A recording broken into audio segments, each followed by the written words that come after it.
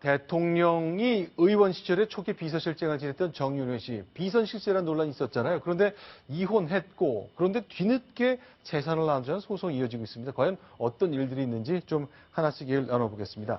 자, 벌써 시간이 많이 흘렀네요. 2014년 말에 정윤회 씨가 검찰청에 출두할 때의 모습 보겠습니다. 그 당시 이 사람이 비선 실세고 국정에 개입하고 있다는 논란 그 중심에 서 있었죠. 돌아가 보겠습니다. 사실이 아니기 때문에 고소를 했습니다. 이런 엄청난 불장난을 누가 했는지 또 그 불장난을 춤춘 사람들이 누군지 다 밝혀지리라고 생각합니다. 최근에 박근혜 대통령과 접촉한 사실 있나요? 없습니다. 통화한 사실 있나요? 자, 비선 실세로 지목됐던 정윤회 씨, 만만회라는 말을 만들었던 그 주인공 중에 하나입니다만, 자, 어떤 일이 있었습니까? 이혼한 거잖아요. 그렇습니다. 정윤회 씨가 2014년 3월에 이혼 조정 신청을 냈고 두 달 뒤인 2014년 5월에 조정이 성립이 돼서 두 사람은 이혼을 하게 됩니다. 그런데 이 부부, 이 커플이 주목받는 이유가 이 부인 최 씨의 아버지가 중요한 인물이기 때문에 그런 거죠. 그렇습니다. 박근혜 대통령과 아주 친밀한 사이였던 것으로 알려져 있는 최태민 목사가 바로 정윤회 씨의 장인이 되는 사람입니다. 이런 관계 때문에 정윤회 최 씨 부부가 왜 이혼을 했는지 이런 배경까지 궁금했는데 당시 2014년도에 이혼을 하면서 어떤 각서를 썼냐면요.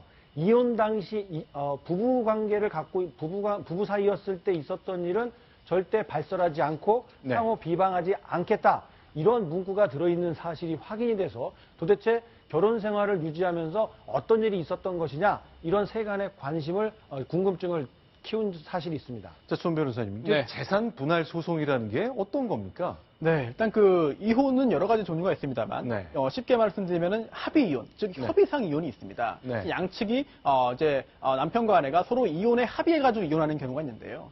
이런 경우에는 그렇게 이혼하면서 바로 재산을 분할하는 경우도 있고 그렇지 않고 이혼을 하되 재산 분할은 정하지 않고도 할 수 있습니다. 그런데 이처럼 이혼은 하지만 그런 재산을 어떻게 나눌지를 정하지 않고 합의 이혼을 했을 경우에는 그 이혼한 날로부터 2년 내에는 재산 분할을 청구할 수가 있습니다. 2년 내에. 그렇습니다. 2년이 지나면 청구 못 하는데요. 2년 내에는 자유롭게 청구할 수 있거든요. 자, 그러면은 이번에 이제 이혼한 때부터 2년 이내이기 때문에 이런 청구가 가능했던 것 같은데 생각보다 재산이 좀 많은 것처럼 보이네요. 신사동에 있고 강원도 평창에도 있고 경기 하남에도 있군요. 그렇습니다. 이제 상당한 그런 부동산이 있는데요. 저런 부동산 이외에 다른 채권이나 주식이나 뭐 이런 것들도 있을 가능성을 배제할 수 없겠습니다. 따라서 지금 청구한 금액은 일단 자신이 알고 있는 것에 대해서 일단 청구하고 계시고요. 추후에 그 재판 과정에서 조사를 거치면은 재산이 더 나올 수 있습니다. 그리고 또한 재판에서 결과적으로 재산 분할 대상이라고 한다면 그 다음에 기여도가 얼마냐. 거기에 따라서 재산 분할 액수가 달라지기 때문에 실제로 받을 수 있는지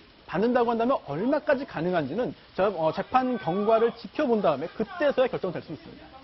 자, 일단 뭐 최태민 목사가 남긴 재산일 수도 있고 또 그 정윤회 씨의 전 부인 최모 씨가 직접 일군 재산일 수도 있겠습니다만 어쨌건 청구액이 생각보다 조금 작은 게 눈길을 끄네요. 재산이 이렇게 많아 보이는데. 네, 일단은 그 재산이 분할 대상인 그런 그 재산이 많다고 하더라도 자, 저 건물이 서울 신사동에 있는 200억대로 추정되는 건물인데 2억 소송이다. 좀 작네요.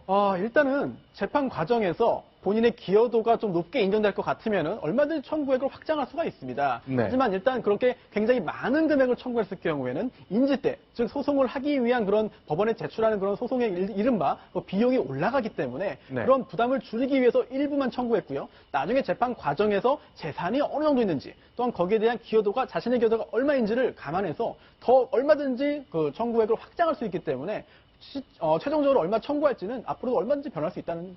그러니까 이혼한 날로부터 2년 이내에 첫 번째 청구를 해야 되고 한 번 이혼 소송을 내서 재산 분할을 청구하면 재판이 끝나기 전에는 얼마든지 바꿀 수 있다 그 얘기군요. 그렇습니다. 늘릴 수 있고 뭐 낮출 수도 있고 그렇게 됩니다. 알겠습니다.